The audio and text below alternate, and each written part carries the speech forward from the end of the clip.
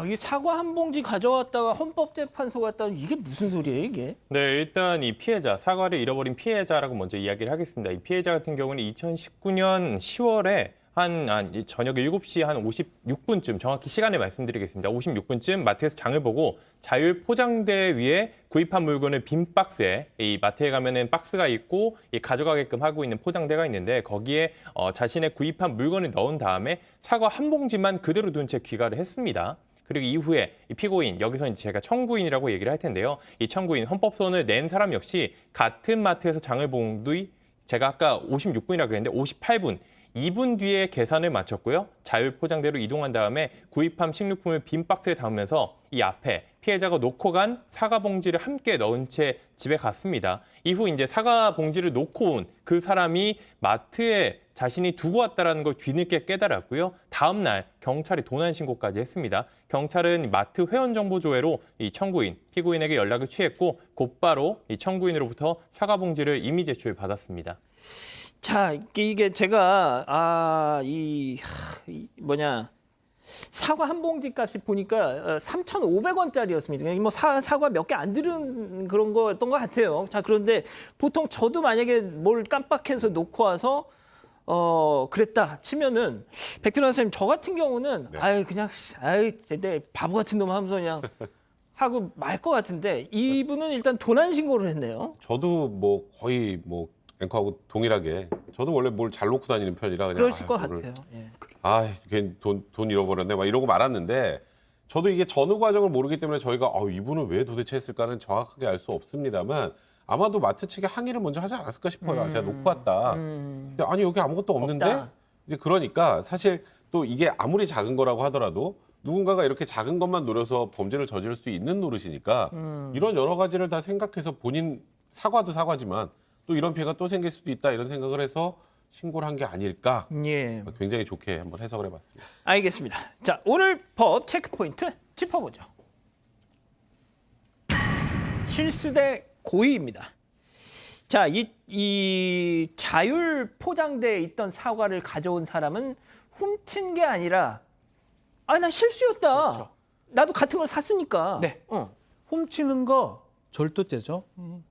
일부러 대부분 훔쳐요. 모르고 훔치지는 못해요. 이거 내 주머니에 들어갔네 이런 거는 안 됩니다. 그러니까 과실 절도죄는 없습니다. 그래서 고의 절도죄밖에 없는데 이 지금 청구인 이 노인 같은 경우는 본인 자체가 지금 불면증도 있고 뭔가 좀 문제가 있어가지고 모르고 실수로 누가 가져간 거 진짜 누가 놓고 가는 건지 모르고 실수로 이걸 가져간 것이다. 라고 주장을 했고 실제로 검찰이나 경찰 조사 과정에서도 이런 얘기를 좀 해요. 불면증 증세로 혹시 모르고 가져온 건가요? 하니까 네, 최근에 좀 불면증 같은 게 있어서 실수를 했습니다. 라고 이런 얘기를 했습니다. 자, 하지만 검찰의 판단은 달랐다는 거 아닙니까, 이게? 엄밀히 말하면 검찰의 판단이라기보다 경찰이 결정한 대로 검찰은 그대로 조사 한 번 없이 그냥 넘어간 건데요. 이제 경찰 입장에서 바라봤을 때는 이분이 순간적으로 이 사과가 갖고 가고 싶었구나. 아하. 그러니까 순간적인 욕심 때문에 이걸 가져갔네. 그리고 검찰은 이제 추가 조사를 하지 않고, 근데 이제 이런 경우가 있잖아요. 우리가 보통은 죄가 인정이 됩니다. 이게 1,000원짜리건 100원짜리건 가져가면 절도예요. 그럼요. 그런데 이제 이런 경우 있죠. 이걸 일일이 다 기소하면 우리나라 모든 사람들 전과자 만드는 거다. 이런 생각에, 그러니까 죄는 저질렀지만, 이 정도면 한번 봐줘야지. 이게 바로 기소유예요. 근데 이제 여기서 제일 중요한 건 절도죄는 인정되지만 내가 요번 한 번은 봐주겠다 검찰이 이게 기소유예이기 때문에 지금 일단 이 상황에서 현재 이 사과를 가져간 분은 최소한 절도를 했다라는 사실은 수사기관에서 인정을 한 거죠. 예. 뭐 그래도 일단 뭐 전과는 안 남는 거니까 말이죠. 자, 이 기자 그런데 사과 한 봉지를 이 잘못 들고 갔다가 절도범이 된 이 청구인 난 도저히 이걸 뭐 인정 못하겠다 그래서 헌법재판소로 간 거 아닙니까? 본인은 아니라고 했는데 수사기관에서는 죄가 맞다라고 인정한 겁니다. 다만 재판에 넘기지 않았을 뿐이에요. 근데 약식 기소를 하면은 정식 재판을 청구해서 유무죄를 따져볼 수가 있습니다. 재판에 넘으면 당연한 거고요. 그런데 이 사건 같은 경우에는 재판 자체를 넘기지 않고 이 유죄가 맞다라고 판단 대신 재판에 넘기지 않겠다. 기소유예를 판단했기 때문에 이 본인이 결백을 주장하는 사람으로서는 헌법재판소에게 판단을 맡길 수가 있습니다. 이제 헌법소원을 하는 건데 이런 수사기관의 기소유예 처분 자체를 취소하는 이런 헌법 소원을 청구한 겁니다. 그래서 결국 지난 2019년 그 벌어진 일이 이후에 자신의 기소유예 처분으로 자신의 행복 추구권 등이 침해당했다라면서 그 검찰의 기소유예 처분을 취소해달라면서 헌법소원 심판을 청구했습니다. 자, 백 변호사님, 그래서 헌재 판단이 어떻게 나왔습니까? 그러니까 이런 거예요. 그러니까 기소유예는 조금 전에 말씀하셨던 것처럼 재판에 안 넘기니까 더 이상 다투질 못하잖아요. 그러니까 마지막에 할 수 있는 건 결국 헌법소원을 제기해서 내가 기본권 침해당했다고 주장할 수밖에 없는데 헌법재판소는 이거 기소유예 취소해야 된다고 판단을 했습니다. 그 이유는 이제 검찰에서 꼼꼼하게 안 봤다는 거예요. 왜냐하면 이 사람이 실제로 사과봉지를 훔칠 마음으로 훔쳤는지 아니면 실수로 가져갔는지 그걸 확인할 수 있는 건 CCTV 그렇죠. 영상밖에 없는데 이제 이런 거 있잖아요. 뭘 가져가려고 그러면 이렇게 좀 비교도 좀 해보고 고민하는 모습도 좀 있고 예, 그렇죠. 그래야 되는데 그런 게 전혀 없었어요. 그러니까 보통 이제 주변도 한번 이렇게 둘러보잖아요. 물건 가져갈 때. 그럼요. 그런 게 전혀 없었단 말이에요. 그러면은 실수로 가져갔는지 그걸 어떻게 예단을 하느냐. 의심스러울 땐 피고인의 이익으로라고 우리 법원도 있지 않습니까?